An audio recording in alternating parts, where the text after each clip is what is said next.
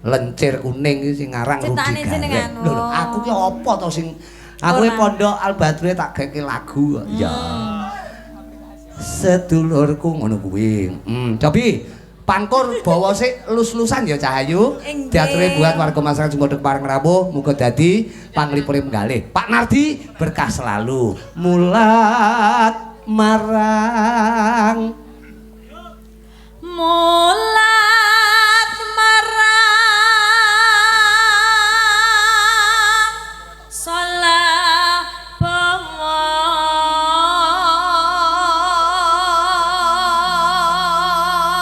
ya cengkoke apik pokoke ulang-ulangane gareng mesti apik. Nggih Pak Guru. Lha aku kan ya guru Durna. Lah kok guru Durna ya ora to. Ginambareng ya ginambareng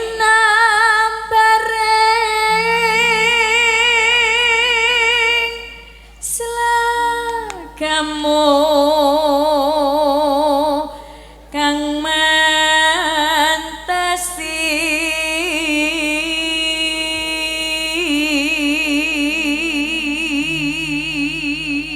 kowe biasane getak cocok ngono enggak iki aja. Aja. Muga-muga bukasih seger waras. Allahumma amin. Ora ilang Ora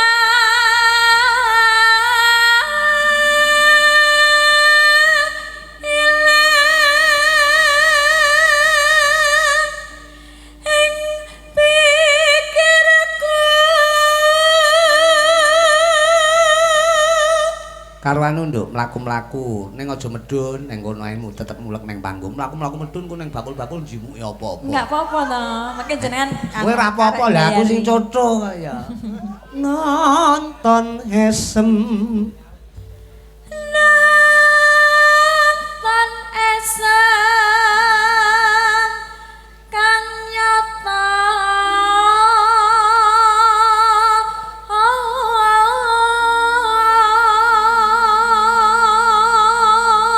aku dek ini sempat ya kuwi video callan bebarengan karo Mas Kangko. Mas sapa kae?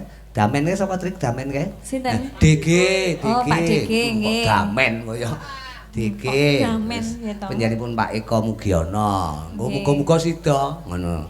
Engko gawe gelaran wayang Hari Wayang Nasional. Engko tak selehke ning Desa Bangsri wae. Ngono. Sing dalang Mas Kangko aku karo DG nggih kalah-kalahan kuning dhuwur. Oh ngono. Mesti lho. Terus Lan candramu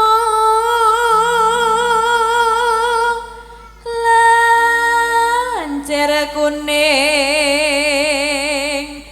kang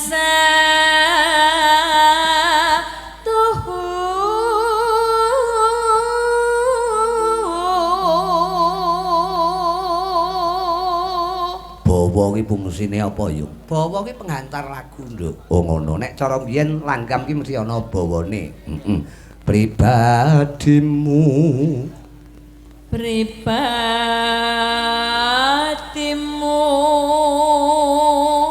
dudut nolong. Terus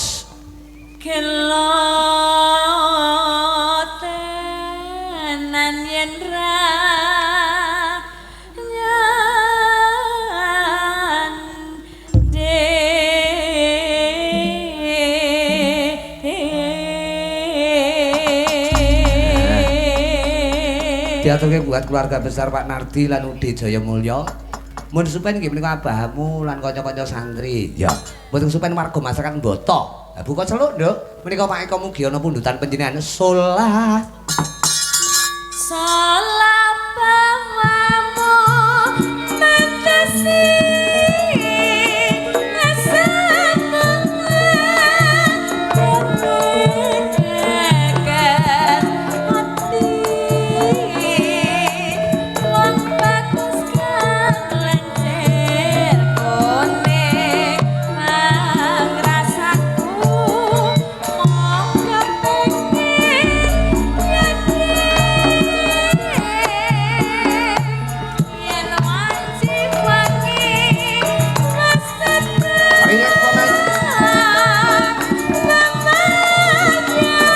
sayangmu.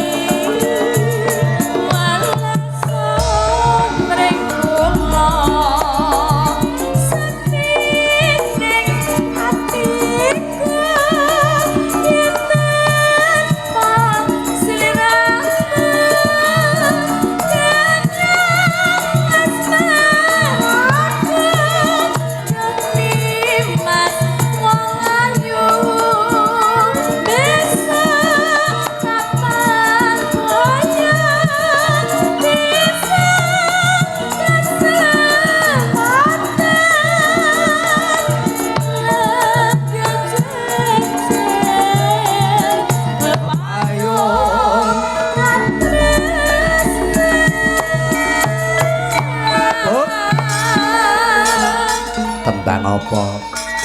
Lencir kuning, Nduk. Rilek mawon kuwi digawe jaipong mlaku ya, Le, Trik. Ya. Terus.